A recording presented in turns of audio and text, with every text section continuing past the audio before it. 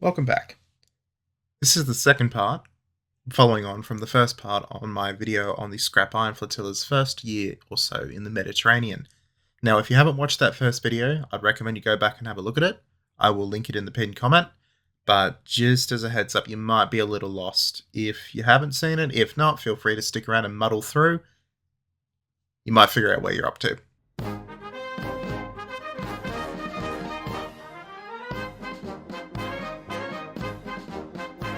The aftermath of the Battle of Calabria found the two fleets back in their respective home ports, the Italian fleet somewhat shell-shocked from the chase and the British fleet frustrated that no major losses had been inflicted. The Stewart and other members of the Scrap Iron Flotilla found themselves in trouble with their engines and machinery starting to really show their age. But for the little ships there would be no rest. The Italian entry into the war caused a significant issue for the British fleet, and the French surrender compounded this to the extreme. Yes, that's right, it's time for mapping again!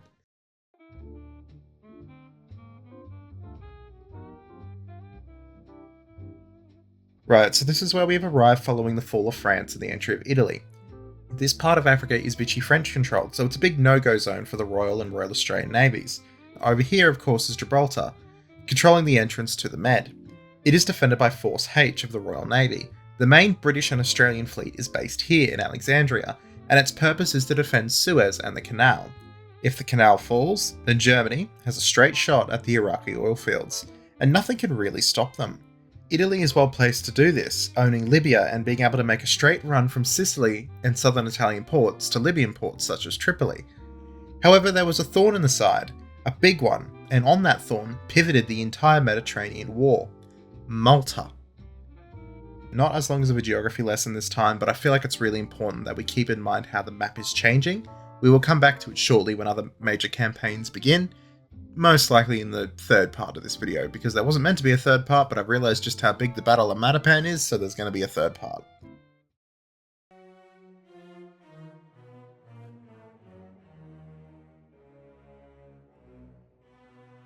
The previous monotony that was convoy escort would return, but with the heightened horror of daily air attack from the Regia Aeronautica. The ships would be bombed mercilessly as they plied their way across the Med, with near misses causing fractures in the hull and deck, getting patched over so they could just simply carry on. Cracks such as this would lead to water seeping in, and in some cases there were instances of tuberculosis reported on board ships. The lack of ships in the fleet meant that the ships just had to keep going, exhaustion and cracking be damned. There was one case of an Australian officer coming into port and being so incoherent with exhaustion that once he was relieved, he hardly recognised his own wife. There would be occasional moments of rest though, and during one, news flickered through that HMAS Sydney had engaged two Italian cruisers, the Giovanni Baldinier and Bartolomeo Coloni, with 5 British destroyers accompanying her. Sydney had managed to get the range on the Italians, and she sank the Coloni and forced Baldinier to withdraw. If the sinking of submarines by HMAS Voyager was cause for celebration, then words can't describe the joy that sprang amongst the fleet. Cunningham nicknamed Sydney his Stormy Petrel, naming the ship one of his favourite cruisers, and all of the Australians in the Med celebrated loudly and proudly, showing off with glee the HMAS on their caps. With naturally less humour, the officers in charge decided that the men should actually have fun, so they gave them some extra butter. Not rum, butter. Waller, for his part, would send a simple message to Captain Collins in the Sydney. Wacko, Sydney. Waller seems like FUD, doesn't he? As the cruiser entered the harbour, the bands aboard the ships belted out renditions of Waltzing Matilda and the Royal Australian Navy March. The sailors themselves were a little perplexed as to why they had been given butter instead of rum. Usually in a British port after victory, the Royal Navy would hand out extra rum. But there was rules in the Australian Navy where alcohol was forbidden, probably remembering the rum rebellion that we had a few years beforehand, back before Federation. But never mind all that, the Australian sailors took their butter and probably used it for toast, and then randomly just suddenly disappeared with their officers' knowledge onto ships that were lashed up next to them, that happened to be British, and full of rum. It was the spirit of international cooperation after all. Although it might not seem relevant to mention given that the battle between Sydney and the Italian warships didn't involve our little fleet, it is really important, as a watershed moment for the war in the Med. Captain Collins on the Sydney had been given explicit orders to save as many Italian lives as possible, something he had done earlier in the ship's deployment when the Sydney sank the destroyer Aspero. It was here, therefore, in the wake of Calabria and the battle that would be known as Cape Sparta, that Cunningham would have to give the order to stop attempting to rescue as many enemy as possible, as the risk to Allied warships was just too great. It was here that the war truly picked up in steam.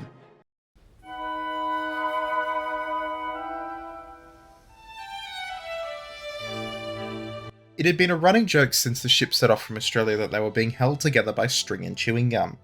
Whilst sailors love black humour, this really wasn't that far from the truth given their age and desperate need for a refit. Nobody really planned for the ships to have to go through a year of extremely hard service when they were deployed, and it showed. Stuart, while steaming off Greece one evening, actually completely lost power and was nearly lost after a massive engine breakdown that left her adrift. After this nerve-wracking episode, it was finally decided that the ship would be put into refit in Malta. Waller meanwhile transferred his divisional command to HMS Vampire, and set off under orders to escort the Warspite, her sister Valiant, and the modern armoured aircraft carrier HMS Illustrious, as the larger ships provided cover for a large troop convoy headed towards Malta. Stuart actually joined this convoy, even with her issues, even though her divisional commander was now elsewhere, but again her engine died, and she was forced back to Alexandria for further repairs.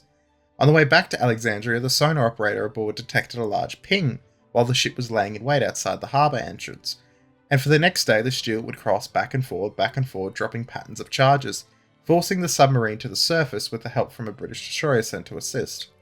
The Italian submarine Gondar would go down, and the little Scrap Irons Flotilla leader, on its absolute last legs, managed to limp back into port with its arms still swinging.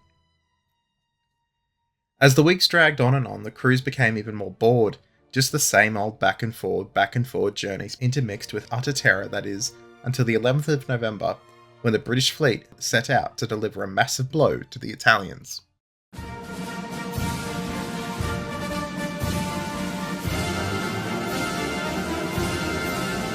The thing about history is that every now and then a massive battle happens, and it completely changes the course of a conflict or history or warfare in itself. Countries often chase these battles as a big knockout blow to win the war. Germany famously chased this kind of battle against the British in the First World War, aiming to isolate and destroy part of the Royal Navy, and of course Japan followed this action with their sudden strike on Pearl Harbor in 1941. The Royal Navy was chasing this kind of victory too. By late November 1940, it became pretty clear that Japan was entering the war, and the Royal Navy was already stretched across the Atlantic on convoy duty. The Med was teetering on the brink, so throwing in yet another front would have been horrific, unless one of the others could first be settled. Cunningham saw his chance when the carrier Illustrious arrived in the Med on the 11th of November. The carrier's aircraft struck Taranto, and disabled 3 Italian battleships, a heavy cruiser and 2 destroyers. This strike changed everything for the British fleet, and in an instant the Italian fleet was crippled, and this completely opened the Med for the smaller British ships to swing the tide of the conflict. On the 9th of December, the Allied army in Egypt took the chance and surged forward, smashing the Italian line and sending the army reeling in retreat back to Libya. Stuart was en refit in Malta, and Waller took the remaining 4 destroyers along with the attached monitor HMS Terror to bombard the retreating Italians as they ran west along the coast roads. Voyager would later insert a group of commandos behind the lines as the Australian army surged ahead to try and capture the port of Bardia. The Italians' German allies were not impressed, considering the Italians to be completely useless with every endeavour failing, and as 1940 rolled into 1941, the Italian fleet lay crippled, the army was in full retreat from Egypt, and the recently fought for Italian East Africa was removed as a factor. In an attempt to cut the British access to the Med and apply pressure, Hitler met with the Spanish dictator Franco in order to convince him to join the war to seize Gibraltar. The Spanish dictator played a difficult game during the war, knowing that if he entered it would be the end of his already crippled and broken country, desperately trying to recover from its civil war. But on the flip side, if Spain didn't join and alienate the Germans, then there was no way Spain could hold off against the oncoming German horde of panzers. Franco decided to arrive an hour late to the meeting, and acted like a pompous ingrate the entire time, demanding huge swaths of territory as compensation for joining, unrealistic and impossible demands that Hitler could not answer, and it would cause Hitler to later remark to Mussolini that getting teeth pulled would be preferable to meeting with Franco again. With no Spain in the war, and that likely never changing, Hitler ordered Liga Corps 10 to the south, to the Med, to help crack the Royal Navy, and to open up supply lines to North Africa.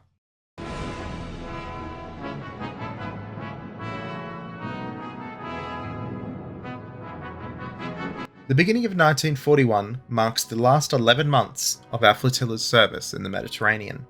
And the beginning of 41 found the Australians spread out, with Stewart still in refit in Malta, Voyager patrolling the Libyan coast, and Waterhound in repair following a collision with a small patrol vessel. The Waterhound's crew took this opportunity to take the time as a holiday, and visited the Sphinx amongst other ancient sites. Meanwhile, back in the Med, Voyager captured a small Italian trader, sneaking along the coast. The first 2 months of the new year continued on the tradition of patrol and air raids, but as February rolled around, the Stewart returned to action, rejoining the fleet in Alexandria, where the crew made good use of the new Australian bar in the city, complete with Australian beer imported all the way from the homeland. That January saw some change to the Australians in the Med too. HMAS Sydney left on the 9th to return to Australia. Her replacement, HMAS Perth, a similarly sized and armed cruiser, already having arrived. Sydney's departure caused a fair bit of anger amongst the Australian destroyers, who had been there longer, and they had no plans to see home anytime again soon. So they were a little upset that Sydney got to go. Many of the destroyer men felt like Sydney had taken all the glory, and that they'd be forgotten. Tragically though, the Sydney would go down with all hands lost in November that year, after being ambushed by the German raider Cormoran at close range, her wreck being lost into the 21st century. The news of the Sydney's loss would hit the destroyermen hard. Even though they didn't know it yet and they felt jealous, the Sydney was their brother after all. For the Australian destroyers, their new role would largely be inshore supporting the ground war in Africa, particularly when it came to Tobruk, a port that would soon enter Australian Army legend. As the Italian army continued to retreat, the port of Tobruk was left wide open, and Stewart, Vampire and Voyager were sent along again with HMS Terror and a 6-inch armed monitor, ensure that nothing came in and out of that port. Within the port itself though, there was a large Italian armoured cruiser, San Giorgio, that was towed in there to act as a floating battery. Now, this ship was old. It was from before the First World War, so if it went to sea it would have been torn apart, but as a floating gun battery, it was quite deadly. The little squadron sailed back and forth near the harbour to ensure she didn't come out, and on the 22nd of January, the 3 Australian destroyers steamed straight into the harbour to accept the surrender of the Italian forces there. The Italian cruiser, meanwhile, had been bombed to oblivion by the Royal Air Force. The Italian surrender provided the crew with all manner of souvenirs, the men taking the chance to enjoy Italian food and wine, along with helping themselves to the occasional trophy. And when I say occasional, I mean the post could not keep up. Captain Waller wasn't above this at all, requisitioning all the Italian sewing machines to provide them to Admiral Cunningham's wife for her sewing club that she started in Alexandria. The defining moment in the Mediterranean campaign, and in many ways the battle that finally sent the Italian fleet packing, was that though of the Battle of Cape Matapan. It would be here that Cunningham's brilliance would be on display for all to see, and the confidence placed in him by Churchill and the Royal Navy would prove to be worth every penny. By the 27th of March, the positivity buzzing around the British Mediterranean fleet was at an all-time low. The new Italian battleship Vittorio Veneto had entered service, and the damage to the Littorio at Taranto had largely been made whole. These 2 battleships were by far the most powerful vessels in the Med, sleek and modern with massed batteries of 15-inch guns. They had the ability to dominate the older British battle wagons led by HMS Warspite, plot armour excluded of course, let alone the destroyers and the cruisers. The Luftwaffe too had upped its attacks, and Malta was now so besieged that it seemed like it was going to be lost. But things were not all bad for the Allies. The Italians, after Calabria, Cape Sparta, and a string of other smaller actions, were quite gun-shy, and fuel shortages precluded any major sweeps by High Command, known as Supermarina, being content to maintain their posture as a fleet in being. Admiral Iachino was begging for more aggression though, and he found support in the form of none other than Admiral Eric Rieder, who on orders from the Führer met with his Italian counterpart, Admiral Riccardi. Riccardi, under pressure, gave his approval to Iachino to launch Operation Gaudo, a sweep to destroy vital British convoys from Egypt to Greece. With luck, as well, they'd be able to cut off and destroy part of the British surface fleet, maybe a cruiser squadron or so. The Germans loved this idea, and they helped open the vital fuel taps to ensure the Italians would be able to undertake the operation. The operation itself would be centered around the powerful Italian battleship Vittorio Veneto, the brand new fast battleship I previously mentioned, and joining her would be 6 powerful heavy cruisers, the Fiume, Pola, Zara, Trieste, Trento, and Bolzano, along with 2 light cruisers and 13 destroyers. Corps 10 agreed to provide as much support as possible for this operation, thrilled at the idea the Italian Navy was being aggressive again, and meanwhile the Regia Aeronautica agreed to provide, and I quote, armed recon. Not sure what exactly that meant, but that's what they said they would give. Nobody really knows, but together the fleet snuck out of port and made its way toward the convoy routes. Meanwhile, in a country house not far from Milton Keynes, a woman by the name of Mavis Lever went to work at the property she lived on's country house. Her job was really boring, but should she ever tell anyone the truth about her work, she may well have lost the Allies the war, because Mavis worked at Bletchley Park, and one day while she was going through her daily report, she struck gold. The entirety of Operation Gaudo, including the fleet composition, was right there on paper in front of her, sent excitingly to Berlin and intercepted by workers such as Mavis. Nobody really knows how few people saw this message that she passed on, but the information went straight to Cunningham, who with complete glee forced himself to pretend that he knew nothing. Instead, he gently gave the order for flying boats to scout in the totally not suggested area. See, Cunningham knew as well as anyone he couldn't just rush to sea, because somebody might suspect that Enigma had been intercepted. This gave him a level of deniability because sure enough, 3 of the heavy cruisers were spotted exactly where they were supposed to be, by pure coincidence. Cunningham's game wasn't up yet, because he wagered correctly that after being given a chance to be aggressive, Iachino would continue on his course, and that surprise was still going to be a vital weapon in his employ. He immediately gave the order for the British and Australian cruisers squadron in Greece, consisting of HMS Orion, HMS Ajax and HMS Perth, to put to sea, and to rendezvous with other British warships in the region. With them was HMAS Vendetta, acting as an escort for the cruisers. Back in Alexandria, he dressed in his best civilian attire and loudly made his way to the local golf course, giving orders for certain ships to prepare for sea while he did so. Any spies watching therefore reported the Admiral ashore, having a great night on the range, missing him sneaking back aboard dressed in totally different attire later that evening. When dawn broke, the harbour was empty, and on the horizon was nothing more than a smudge, which if one were a bit closer would be revealed to be the HMS Warspite, leading the battleships HMS Valiant, HMS Barham, and the carrier HMS Formidable. At the head of the formation though, sailed the plucky little HMAS Stuart, with their engines fixed ready to lead the fleet into battle. Keep in mind the fleet could only make 20 knots to the Italians' 30. There would be no retreat once the fleet entered combat. It was going to be a date with destiny. Now, this next bit is going to be completely narrated by important naval history. It'll be the entire lead up to the battle. It's a YouTube channel which I really think you should subscribe to and check out. I recently joined them covering HMS New Zealand and its career in the First World War. So by all means, take it away, mate.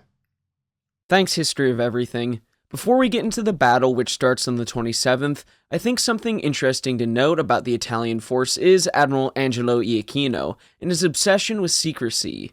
Taking from the struggle for the Middle Sea, the Great Navies at War in the Mediterranean Theater, 1940 to 1945, by Vincent P. O'Hara. Obsessed with secrecy, the fleet commander had not conferred even with the 4 admirals who would be sailing under him. Keep that in mind as the battle develops, especially for the admirals Carlo Cataneo, who commanded Zara, Pola, and Fiume, as well as Luigi Sansonetti, commanding Trieste, Taranto, and Bolzano. At 6 a.m. on the 28th of March, both fleets launched scouting aircraft, essentially at the same time, with the Italians coming up trumps first, spotting the British and Australian cruiser squadron, accompanied by HMAS Vendetta, sailing south from Greece. Iachino detached 3 of his heavy cruisers to give chase and pressed on with the remainder of his force. Interestingly, it was these detached cruisers that the British were first able to spot with aircraft from the carrier HMS Formidable, locating and reporting them to the commander of the British cruisers, Vice Admiral Pridham Whipple, who assumed incorrectly that the aircraft were incorrectly reporting his position as that of the enemy. All hell broke loose at 8 a.m. that morning. Though because the 2 cruiser forces ran straight into each other, it turned into a confused situation. We're taking from the Dark Seas, the Battle of Cape Matapan. Admiral Iachino's comments on the action are found in it, and I think they're telling. The Trieste Division opened fire at 22,000 meters. The resulting range was more like 24,000 to 26,000 meters, and the first salvos fell very short. The distance between the 2 groups was in fact never less than 24,000 meters, i.e. 27,000 yards. Atmospheric conditions were most unfavorable for range-finding, especially with the old rangefinders fitted in the Trento and Trieste. These instruments actually did not succeed in giving any reading before opening fire, and even afterwards, their observations were jumpy, uncertain, and inaccurate. The shooting continued until about 9 a.m., where Vice Admiral Pridham Whipple gave the order to run south as fast as possible towards Cunningham and the big guns of the battleships, as his 152mm 6-inch guns weren't up to snuff against the Italian 203mm 8-inch guns. The Italian ships surged south, chasing the Allied cruisers, which had brought themselves up to 30 knots before. In a moment of clarity, Admiral Iachino deduced that the only reason for this kind of maneuvering could mean a trap. He gave the order quickly to the Italian ships to reverse course, and in a moment, the hunters became the hunted, as the Allied cruisers swung around and gave chase, keeping their distance but well within sight. It was at about this moment that HMAS Vendetta's worn old engines finally gave way. She was ordered to slowly limp back to Alexandria for repairs. As HMAS Perth and the other British cruisers gave chase 140 kilometers away, HMAS Stuart and the rest of the fleet brought themselves amazingly up to 22 knots in a desperate attempt to get into the combat.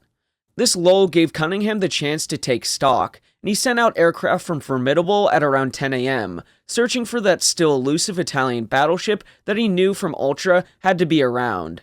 Earlier in the morning, aircraft thought they had spotted a Cavour-class battleship, or possibly mistaking a cruiser for a battleship, something that happened more often than you think, especially in this case, given the similar silhouette of the refitted Cavour-class and the Garibaldi-class cruisers. Nevertheless, at just past 11 a.m. on the bridge of HMS Orion, the cruiser squadron's operation officer, Commander Ralph Fisher, was relaxing and was coming down from the adrenaline of the first chase when the captain of the cruiser, Commander Wynne, came onto the bridge with a mouthful of sandwich. He gently nudged Fisher, and with a confused look, asked him, "What battleship is that over there on the starboard side? I thought ours were to the east." At that exact same time, the first salvo from said battleship bracketed the Orion, likely causing a few brown trouser moments, and revealing Iachino's trap. Rather than the Italians being drawn into the trap, it was the Allies who had fallen for the ruse. The cruisers and destroyers swung around again, and the chase was on again, with the cruisers making their way towards Cunningham as fast as possible. The British cruisers were then given the order to break formation and to get out of there as fast as possible. Still, it was almost too late, with HMS Gloucester at the rear being peppered by 3 cruisers alone. Through skillful maneuvering, the cruisers dodged, dipped, dived, and dodged the oncoming Italian onslaught.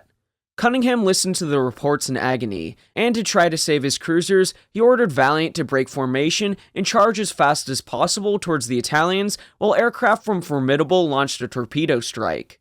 The carrier aircraft themselves came under fire when a pair of Junkers 88s engaged them, fighting the Germans off.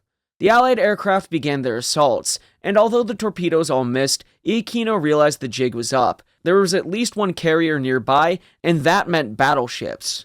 The chance at the convoys was lost. The Allied forces had a bit of luck, if you can call it that. As found in the Littorio class, Italy's last and largest battleships, 1937 to 1948, by Ermino Bagnesco and Augusto de Toro. Thus ended the encounter at Gavdos. The shrewd maneuver by Iachino was only partially successful. Force B was further north than he had estimated, and thus was sighted earlier than expected.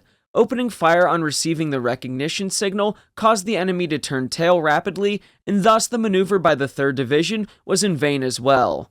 Apart from the smoke screens, both phases of firing occurred under conditions of fair visibility, calm seas, and a force 2 wind from the east-northeast. The ships of the 3rd Division had fired a total of 535 203mm rounds, and Vittorio Veneto fired 91 381mm rounds. None hit their target, and only one 381mm shell exploded close to Orion, causing negligible damage. These results were somewhat disappointing. Cunningham was still 130 kilometers away, endlessly pacing back and forth across his flagship's bridge. He knew that the Italians were near, and that they could break off and flee at any point. He gave the order to Formidable to fly another wave of albacores and swordfish along with Fulmar escorts to assault the Veneto, while the RAF land-based aircraft and land-based swordfish joined the fight. The Italian Air Force finally appeared in the form of two M79 Savoyas who made a failed attack on the Formidable and then vanished entirely from the field, not bothering to report the attack for 2 hours. The position of Cunningham was never given to Iachino. This was something that Iachino would write about after the war as a great source of anger and a feeling of betrayal amongst not only himself, but of the entire Italian fleet. The second flight of bombers found the Veneto at 3:10, and the Fulmar fighters led the way, strafing the ships while the bombers attacked. Lieutenant Commander Delio Stead led their attack, and he flew undaunted through the hail of fire, releasing his torpedo as close as possible before the fire tore him from the sky, killing him and his crew. The torpedo continued through the water as the Italians swinging the immense battleship as hard over as possible in a turn, but it was for nothing as the torpedo slammed into the stern, taking on around 4,000 tons of water, going down noticeably by the stern with a slight list of port. Because of the damage to the engines, she lost steerage and almost stopped, having to work back up to a steady speed of 19 knots. Iachino ordered the cruisers to flank the battleship, and she turned west, making her way towards Taranto at a limp. With her speed crippled, the Italian battleship was now only 70 kilometers ahead of the Warspite and her sisters, with the cruisers even closer. Cunningham was intent on striking a crippling blow to the Italians, and he intended to charge down the Vittorio Veneto and destroy her. Still, it would be a torpedo launched by a pilot off a Formidable that would change the battle. In the fading light, a young British pilot by the name of Patrick Williams, a former police officer before the war, came into attack, launching his torpedo against a large Italian vessel and reporting a hit. Knowing that time was running out, Cunningham sent the lion's share of his destroyers forward to attack the Italians with mass torpedo strikes, leaving just 4 destroyers, nominally under Waller, and HMAS Stuart guarding the fleet. Thank you again to Important Naval History, and please do remember to check his channel out. He does some amazing work on ships, and all ships. It's just ships. So if you ask me to cover a boat, odds are he's done it. So check out his channel. He's very, very good at what he does, and I really enjoy his content. The Allied cruiser squadron would then spot a large vessel stationary in the water and assumed it was the Italian flagship. Obviously guarded by a large force, and knowing that the destroyers had already been tasked, the British and Australian cruisers continued on to attempt to interdict the remainder of the Italian fleet. The report of a large vessel reached Cunningham though, and he, believing it was the battleship, turned his ships in line towards the vessel. The battle line consisting of 3 battleships and the carrier. Later that evening, HMS Valiant's radar picked up an object, and the lookout on HMAS Stuart reported seeing a shape and reported it. It had to be the Italians, and they were close, well within gun range. So close in fact it was point blank. However, it was not the Vittorio Veneto. The ship in question was in fact the Polar, the Italian heavy cruiser that had been hit by the air-launched torpedo dropped by Williams. She had been rendered dead in the water, and the cruisers Fiume and Zara were tasked to sail back to assist her along with 4 destroyers. The Italian cruisers had sailed right under the British guns, at a range of less than 3,800 yards, and what happened next can only be described as a massacre, as the massed batteries of 15-inch guns along with dozens of smaller weapons opened up on the Italian ships, who had no idea the British were there. In a flash, the British searchlights lit up the Italian cruiser. So close were they, that the officer operating HMS Valiant searchlights, one Prince of Greece and Denmark Philip Mountbatten, that one, reported that his searchlight only lit up half the Italian cruiser, which disappeared in a flash of smoke and fire. When she was dealt with, he moved on to another, and then another. The Italian cruisers were so unprepared for this kind of savage beating that they never even fired their guns back. Their guns weren't even manned. So unexpecting were they of the British fleet that they had no chance at all. With the battleship's job done, Cunningham gave the order to Stuart and her accompanying destroyers. A simple order. Destroyers, attack. Stuart swung to starboard and poured on the speed, leading the charge into the Italian squadron, pouring fire from her 4.7-inch guns, loosing her torpedoes towards the Italian ships. A lookout on Stuart suddenly screamed out there that there was an enemy destroyer closing on them at risk of collision. Captain Wallace swung the Stuart over and just narrowly missed the Italian ship, firing into her hull at what would be considered to be normal range for small arm fire, crippling the Italian who would later be finished off by HMS Havoc. The Italian destroyer was later identified as Giuseppe Carducci, and it would blow up and sink with great loss of life at 23:30 hours. The battle would devolve into a confused mess from here, with burning wrecks and oil slicks covering the moonlit sea, but shortly after her encounter with Carducci, another Italian destroyer, the Vittorio Alfieri, engaged the Stuart, firing off her guns and torpedoes but missing the Australian ship, which returned fire, lighting the Italian ship up, which later rolled over and sank. The remaining two destroyers fled the battle as the Allied fleet turned away to withdraw. The advanced destroyers, along with the cruisers, withdrew, and on their return, HMS Jervis came alongside the crippled and destroyed cruiser Polar. Somehow, she was holding on, and when her crew boarded the Polar, they found a macabre scene of horror, with bodies and blood all over the deck. The surviving crew, knowing their situation was hopeless, had just gotten into the wine and drunk themselves into a stupor on deck. Jervis took off the survivors, put torpedoes into the Polar, and sent her to the bottom. The Battle of Matapan was over, and although it wasn't the Trafalgar-esque annihilation of the Italians that Cunningham and the British press had hoped for, the loss of 3 extremely large and powerful cruisers shattered Italian naval morale, and sent the country into a state of mourning. The Italian fleet would never again sortie with the intention of openly engaging the Allied fleet, and the fight for the Med would now shift to the east, to the hell that would be Crete. One little thing I want to add is during the 50s, a bottle was discovered washed up in Sardinia, and in that bottle was a letter from a young sailor saying goodbye to his family and saying that he was about to die for the motherland. That letter came from these cruisers. That sailor's mother, now widowed, was found, and she was given her son's last words. But again, the Battle of Crete was coming, and it would be at Crete that the Australian ships would be pushed to their absolute limits, and not all of them would be going home in just under a year's time. But that is a story for next time. It is the moment where the luck for the little flotilla finally ran out, and the Royal Australian Navy itself would start to experience some earth-shattering losses.